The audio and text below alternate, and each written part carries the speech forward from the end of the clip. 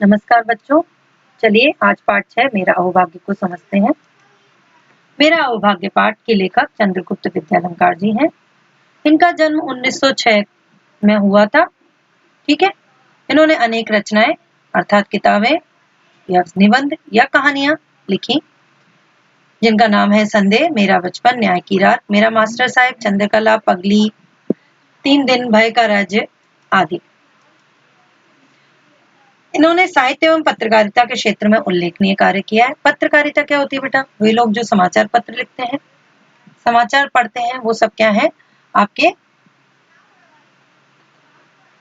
पत्रकार या पत्रकार कहलाते हैं। ज्यादातर पत्रकार कहलाते हैं और जो समाचार पढ़ने वाले होते हैं वो समाचार वाचक कहलाते हैं। किस क्षेत्र में इन्होंने उल्लेखनीय कार्य किया? उल्लेखनीय माने महत्वपूर्ण कार्य किया है। प्रस्तुत पाठ में लेखक कौन? ये चंद्रगुप्त विद्यालंकार जी। इनकी मुलाकात किनसे हुई थी? गुरुदेव रविन्द्रनाथ ठाकुर जी से हुई थी। ठीक है। और वो क्या हुआ? उनको याद रह गया। भेंट क्या होता है? मुलाकात होता है। वो उनको याद रहा तो उस मुलाकात को, उस भेंट को उन्होंने क्या किया है? इस कहानी में लिखा, इस पाठ में लिखा है। कहानी नहीं, इस पाठ में लिखा है। और इसलिए चूंकि ये याद करके लिखा गया है, ठीक है, उनकी स्मृति से जुड़ा हुआ है। उनको कुछ याद था, उनकी स्मृति में याद था गुरुदेव से मिलना और कैसा उनको महसूस हुआ था। इसलिए इस पाठ को क्या कहा जाता है? संस्मरण। तो जब आप अपनी स्मृति को लिखते हैं या बताते हैं तो वह संस्मरण कहलाती है। आशा करती हूँ आपको संस्मरण का अर्थ समझ आ गया होगा। तो यह पाठ क्या है? एक संस्मरण है। अब यहाँ पर आपको एक चित्र दे रखा है जो है नाम तुम्हारे, और क्या कह रखा है आपको कि चित्र देखकर उचित सर्वनाम गोले में लिखिए। अब सर्वनाम क्या होते हैं ये मैं आपको समझाने के लिए एक अलग से वीडियो बनाऊंगी। तो जब वो वीडियो बनाऊंगी तब मैं आपको इस अभ्यास को भी समझाने की कोशिश करूंगी। अभी आप अपनी तरफ से इस अभ्यास को करने का कोशिश कीजिए। देखिए कहाँ पर कौन सा शब्द आप फिट कर पाते हैं। यहाँ मैं केवल आपको सर्वनाम की एक छोटी सी परिभाषा बताती हूँ कि सर्वनाम किसे कहते हैं। संज्ञा के स्थान पर प्रयोग किए जाने वाले शब्द सर्वनाम कहलाते हैं। ठीक है बेटा, चलिए अब हम पाठ पे बढ़ते हैं, क्योंकि अभी ज्यादा महत्वपूर्ण क्या है पाठ को समझना। सर्वनाम के लिए मैं आपको अलग से वीडियो बनाऊंगी। फरवरी 1936 में मुझे शांति निकेतन जाना था। अब ये मुझे शब्द भी क्या है? सर्वनाम है, क्योंकि ये लेखक ने अपने लिए प्रयोग किया है। वहां एक साहित्यिक कार्यक्रम होने वाला था। अब साहित्यिक कार्यक्रम क्या है बेटा? साहित्यिक कार्यक्रम वो होता है जिसमें बहुत सारे साहित्यकार, अब आप मुझसे पूछोगे साहित्यकार कौन होते हैं मैडम? साहित्यकार वो होते हैं बेटा जो साहित्य लिखते हैं, अनेक किताबें लिखते हैं, उपन्यास लिखते हैं, नाटक लिखते हैं, कहानियां लिखते हैं, निबंध लिखते हैं, अनेक विषयों पर लेख लिखते हैं। उन लोगों को हम क्या कहते हैं? साहित्यकार कहते हैं। वो सब इकट्ठे होने वाले थे और वो क्या करने वाले थे? अपनी रचनाओं के ऊपर या किसी और विषय के ऊपर चर्चा करने वाले थे। मैं बहुत ही उल्लसित था। उल्लसित माने क्या होता है बेटा? खुश होना। बहुत खुश था क्योंकि उस कार्यक्रम की अध्यक्षता माने उनके जो प्रमुख अतिथि थे, जो सबको क्या करने वाले थे? संबोधित करने वाले थे, वो कौन थे? स्वयं गुरुदेव रविन्द्रनाथ जी करने वाले थे। स्वयं गुरुदेव रविन्द्रनाथ जी हम सबको संबोधित करने वाले थे। गुरुदेव रविन्द्रनाथ जी का नाम किसी से छुपा हुआ नहीं है, आपको पता है। गुरुदेव रविन्द्रनाथ टैगोर जी बहुत ही महान लेखक है। इन्होंने आपके राष्ट्रगान जनगण मन की भी रचना की थी। ठीक है, इन्हें नोबेल पुरस्कार से नवाजा गया था। निश्चित दिन कलकत्ता से हम बहुत सारे शांति निकेतन के लिए रवाना हुए। लगभग 1 दर्जन हिंदी वालों का यह दल, हिंदी दल वालों का दल मतलब हिंदी साहित्य लिखने वालों का यह दल। दल क्या है आपका? समूहवाचक संज्ञा है। शांति निकेतन के सुंदर अतिथि भवन में ठहराया गया। अतिथि क्या होते हैं? मेहमान। ठीक है, वहां पर हमको ठहरा दिया गया। यह अतिथि भवन अशोक वृक्ष होते हैं बेटा, आपने शायद देखा भी होगा, सड़क के दोनों तरफ लगे रहते हैं जो पेड़, वो अशोक वृक्ष होते हैं। कि सघन उपवन में, सघन माने बहुत घना, बहुत सारे पेड़ थे, थोड़े बहुत पेड़ नहीं थे। सघन उपवन में क्या किया गया? उसके बीचों बीच एक सुंदर बिल्डिंग बनी हुई थी। देखिए यहाँ पर एक छोटा सा चित्र भी दे रखा है जो आपको दिखाती हूँ। हालांकि पूरा हूबहू ऐसा शांति निकेतन नहीं है, परंतु एक चित्र देखकर उन्होंने आपको समझाने की कोशिश की है कि इतना सुंदर वह महल या भवन था। महल के जैसा दिख रहा है ना। सुंदर उपवन के बीच बनाया गया था। उपवन क्या होता है? बगीचा, बाग या उद्यान। बहुत ही सुंदर, बड़ी और अच्छी इमारत थी वह। जैसा सोचा था वैसा ही पाया। लेखक ने सोच रखा था कि कैसी होगी ये शांति निकेतन की बिल्डिंग, इमारत, और काफी हद तक उसको वो वैसी ही दिखी जैसे कि उसने सोची थी। ऊपर की मंजिल के एक कमरे में हमें ठहराया गया। कमरे के बाहर एक विस्तृत बरामदा था। विस्तृत बहुत फैला हुआ, बड़ा। बरामदे में खड़े होकर अगर बाहर देखा जाए तो सामने ही सघन बकुल वृक्ष दिखाई देते थे। फिर से बहुत घने ढेर सारे बकुल के जो वृक्ष थे वो वहां से दिखाई पड़ते थे। तो आप सोचो कितना सुंदर नजारा होगा चारों तरफ। दूसरे दिन प्रातःकाल, प्रातःकाल माने सुबह, हमें बताया गया कि गुरुदेव का स्वास्थ्य ठीक नहीं है। स्वास्थ्य क्या होता है? तबीयत, हालत ठीक नहीं है, अतः कार्यक्रम की बैठक में वे नहीं आ पाएंगे। ये बात सुनकर के लेखक का मन बहुत निराश हो गया। तभी हमें यह भी मालूम पड़ा, तथापि माने तभी, ठीक है, हमें यह भी मालूम पड़ा कि उनके डॉक्टर ने हमको 15 मिनटों का समय दिया है, जिसमें हम क्या कर सकते हैं? गुरुदेव से दर्शन मतलब गुरुदेव से मिल सकते हैं तथा उनके साथ संक्षिप्त वार्तालाप, संक्षिप्त माने छोटी, बहुत छोटी, क्या कर सकते हैं? उनके साथ हम बातचीत भी कर सकते हैं। यह जान के हमारी खुशी का ठिकाना नहीं रहा। खुशी का ठिकाना न रहना, ये क्या है बेटा? एक मुहावरा है जिसका मतलब होता है बहुत अधिक प्रसन्न हो जाना। हम बेसब्री से, बेसब्री माने बेचैनी से, अधीरता से उस क्षण का इंतजार करने लगे। क्षण क्या होता है? समय, काल, पल, ठीक है। मध्याह्न के बाद, मध्याह्न माने 12 बजे के बाद का जो समय है वो 1, 2, 3, 4 कुछ भी हो सकता है, क्योंकि आपको पता है उसके बाद फिर क्या होता है? 5 बजे के बाद संध्या होने लगती है। गुरुदेव से हमारी भेंट हुई। भेंट माने मुलाकात। करीब 4 बजे होंगे। गुरुदेव की धारणा थी, गुरुदेव का ऐसा सोच था, विचार थी कि कोई 2-3 आदमी ही होंगे, पर जब उन्होंने हम 15 जनों को देखा, जन माने क्या होता है बेटा? जन माने लोग, व्यक्ति। 15 जनों को देखा तो मजाक में उन्होंने कहा, अब मेरी क्षमता दरबार लगाने की नहीं रही। क्षमता, शक्ति, ताकत, इस मकान में जगह की भी कमी है। फिर हम सबको गुरुदेव से परिचय कराया गया, ठीक है। हमारा गुरुदेव से मुलाकात कराई गई और फिर बाद में बातचीत शुरू हुई, वार्तालाप, बातचीत। चर्चा के दौरान गुरुदेव ने कहा, अब से 50 बरस पहले, बरस, वर्ष, साल, ठीक है, जब मैंने कहानियां लिखना शुरू किया था तो इस क्षेत्र में एक आधी आदमी था। मतलब उस समय बहुत कम लेखक हुआ करते थे। जब रविन्द्रनाथ टैगोर इस क्षेत्र में कदम रखा तब बहुत कम लेखक हुआ करते थे, बहुत कम लोग कहानियां लिखा करते थे, इस तरह का साहित्य लिखा करते थे जिस तरह का साहित्य रविन्द्रनाथ टैगोर जी ने लिखा है।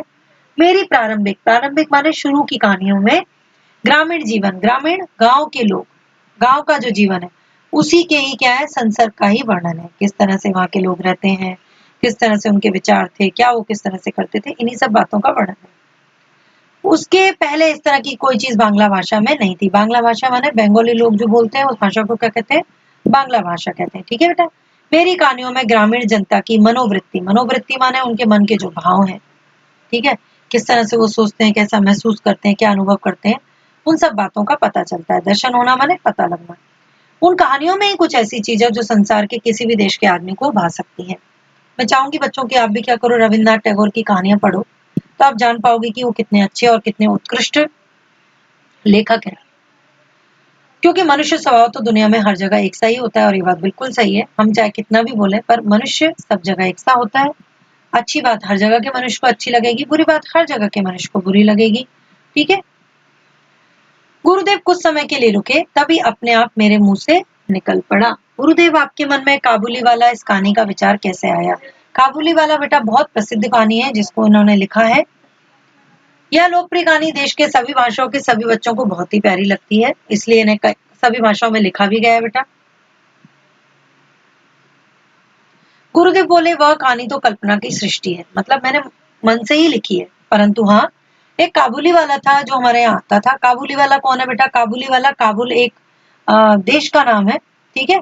उस देश से लोग पहले क्या करते थे? सूखे मेवे बेचने आया करते थे। हालांकि अब ये परंपरा बहुत कम देखने को मिलती है, बट पहले बहुत होता था। मुझे भी अपने बचपन में याद है, मैंने ऐसे व्यक्ति देखे हैं जो बहुत बड़ा सा थैला लेके आते थे और कई सारे सूखे मेवे होते थे, अखरोट होता था, चिलगोजे होते थे, सूखा सेब होता था, और वो बेचा करते थे गली गली, ठीक है। तो उनको हम काबुली वाला कहते थे, ठीक है। हम सब उससे बहुत परिचित हो गए थे। परिचित माने जान पहचाने हो गई थी। और मैंने ही मन सोचा, हालांकि मैंने उससे कभी पूछा नहीं। लेखक रविन्द्रनाथ टैगोर जी बोल रहे हैं कि उनकी भी एक लड़की होगी और इतने इतने दिन तक जब ये काम करते हैं तो शायद वो भी इनको याद करती होगी और ये भी अपने बच्चे को याद करते होंगे, ठीक है। इस तरह की बातचीत चलती रही, वार्तालाप होता रहा। उनकी बातें जो थी वो हम सबके लिए एक मानसिक खाद्य थी। मानसिक खाद्य क्या होता है बेटा? ऐसी चीजें जो मन को खुशी देती हो, मन जिसको सुन के मन खुश होता, तो वो क्या हो गया? हमारा मानसिक खाद्य होगा। खाद्य माने क्या होती है? खाने वाली सामग्री। अब तुमको पता है दिमाग तो कुछ खाता नहीं है, बट फिर दिमाग खुश कैसे होता है? दिमाग अपने आप को शांत कैसे करता है? अच्छी बातें सुन के, अच्छे लोगों से बातें करके, ठीक है ना। आपका जब मन खराब होता है तो आप क्या करते हो? आप दोस्त के पास जाते हो, उसके साथ थोड़ा खेलते हो, अच्छी बातें करते हो, तो आपका क्या होता है? फिर मन बहल जाता है। तो क्या है, अच्छी बातें हमारे लिए एक मानसिक खाद्य का काम करती है। आश्चर्य की बात यह कि 15 मिनट के बजाय अब क्या हो गए थे, 40 मिनट हो गए थे। गुरुदेव उठे और चल पड़े और जाते जाते उन्होंने कहा, जब मैं ऐसी किसी वार्तालाप के लिए कम समय दूं तो मेरी बात सचमुच ठीक ना मानिएगा, क्योंकि मुझे स्वयं माने मुझे खुद भी लोगों से बातचीत करने में बहुत आनंद मजा खुशी आता है। हम सब ने गुरुदेव को धन्यवाद दिया और विदा ली। मैं अतिथि गृह के मेरे कमरे में वापस आ गया। गुरुदेव के साथ हुए वार्तालाप से मुझे एक बहुत असाधारण उल्लास की अनुभूति हो रही थी। पहले देखो उल्लसित शब्द प्रयोग किया था बेटा, अब क्या है? उल्लास। वही ये किसके लिए आया है शब्द बार बार? प्रसन्नता के लिए, ठीक है। अनुभूति महसूस होना, ठीक है, अनुभूति होना, महसूस होना। तो मुझे बहुत प्रसन्नता, मुझे बहुत खुशी हो रही थी, मैं अपने आप को बहुत खुश महसूस कर रहा था। पर जब मुझे पता चला कि जिस कमरे में मुझे ठहराया गया है उसी कमरे में स्वयं गुरुदेव भी काफी समय तक रहे थे, तो तब तो मेरी खुशी का ठिकाना ही नहीं रहा। सही बात है ना, आप सोच के देखो, कह रहे मैं जिस लेखक को इतना मानता हूँ आज मैं उसी जगह में ठहरा हूँ जहाँ वो ठहरे थे, तो ऐसा सोच के तो आपको और भी अच्छा लगेगा। मुझे यह भी बताया गया कि गुरुदेव ने गीतांजलि, जो उनकी बहुत प्रसिद्ध रचना है, उसका अधिकांश भाग इसी कमरे के बरामदे में ही बैठकर लिखा था। और ये सब बातें सोच करके मैं तो बहुत भाव विभोर होता, मतलब बहुत ज्यादा खुश हो जाना, ठीक है। जब आपको कुछ ऐसा मिल जाए जो आपने सोचा भी नहीं हो और वो आप उसे पालो, तो तब जो आपको महसूस होता है उस स्थिति को, उस भाव को हम क्या कहते हैं? भाव विभोर हो उठना, ठीक है। बहुत अधिक खुशी मिलने पर ही हम क्या होते हैं? भाव विभोर हो जाते हैं। क्या यह सच है? मतलब कलाकार को लग रहा था कि कहीं ये सपना तो नहीं है कि मैं गुरुदेव रविंद्रनाथ टैगोर से भी मिल लिया और अब मैं उसी कमरे में ठहरा हूं जहां पर क्या मेरे इतने मनपसंद, मतलब मेरे जो मुझे बहुत पसंद है, रविन्द्रनाथ टैगोर जी जो लेखक है वो मुझे बहुत पसंद है। अब वो जो इस कमरे में ठहरे उसी कमरे में मैं भी ठहरा हूँ, तो ये मेरा क्या है? अहोभाग्य है, ये मेरे बहुत अच्छे नसीब है, ठीक है, कि मैं उसी कमरे में ठहरा था जिसमें नोबेल पुरस्कार प्राप्त, ठीक है, गीतांजलि रची गई थी। इस रचना के लिए उनको क्या मिला था? नोबेल पुरस्कार मिला था बेटा। तो इसलिए लेखक ने क्या किया? अपने इस पाठ का नाम भी मेरा अहोभाग्य रखा, क्योंकि उनके लिए बहुत ही बड़ी बात थी, ये बहुत ही उनके लिए एक संयोग की बात थी कि वो उनसे अपने मनपसंद लेखक से भी मिल पाए और उस जगह में भी ठहरे जहां पर उन्होंने अपनी एक प्रसिद्ध रचना की क्या की थी? रचना की थी, ठीक है बेटा। अब ये सारा शब्द वाटिका आप लिखेंगे और कुछ शब्द मैं भी आपको भेजूंगी। यहाँ पर आपको क्या करना है? स्त्रीलिंग लिखना है, यहाँ पर आपको पुल्लिंग लिखना है, फिर स्त्रीलिंग का बहुवचन लिखना है और पुल्लिंग का बहुवचन लिखना है। ये कार्य आप स्वयं करें, मैं कक्षा में आपसे क्या करूंगी? इसके बारे में विषय में चर्चा करूंगी। फिर आगे आपको क्या करना है? ये 3 प्रश्न आपको दे रखे हैं, पहला, दूसरा, तीसरा।